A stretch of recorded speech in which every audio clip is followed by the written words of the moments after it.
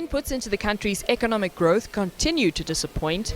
According to Stats SA, 6 of the 10 manufacturing divisions recorded a decline in production, with the metals and machinery and automotive divisions the largest negative contributors. Manufacturers in metals and machinery products recorded a decrease of 8.1% year-on-year, and the automotive division registered a year-on-year decline of 11.8%. Other divisions that performed poorly in May include furniture and other manufacturing, communication and professional equipment, textiles and clothing, and electrical machinery. The sector is barely growing, but to keep above water, some divisions recorded an increase during the month. On the upside, 4 divisions recorded a positive month. These include food and beverages, wood, paper, printing and publishing, petroleum, chemical, rubber and plastic products, and glass and non-metallic mineral products. Food and beverages recorded the highest growth rate, expanding by 7.2% year-on-year.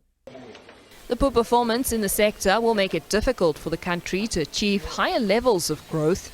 It was widely expected that the improvement in electricity availability would lift the sector. The sector contributes 14% to GDP. Experts say the decline in manufacturing production came as no surprise, taking into account certain factors. One also has to take into account we are in an election year, which is extremely important and integral.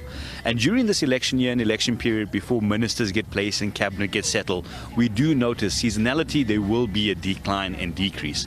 I think what cushioned us from having a bigger decrease than the 0.6% that we're now picking up a notice in has been the fact that Eskom has been really stable over this period of time, which has cushioned us somewhat, as well as the consumer confidence that is relatively stable, but more importantly, the confidence of manufacturers out there in light of what we've seen in terms of Eskom stability, the Transnet plan that's in place, logistics that seems to be getting better, seems to be improving, that's cushioned us from a bigger fall. The sector's poor performance has long been blamed on the country's ailing ports infrastructure and the global supply chain problems. The ongoing tensions in the Middle East have had a negative impact on the movement of cargo ships, resulting in delays. The local economy is forecast to grow at just below 1% this year.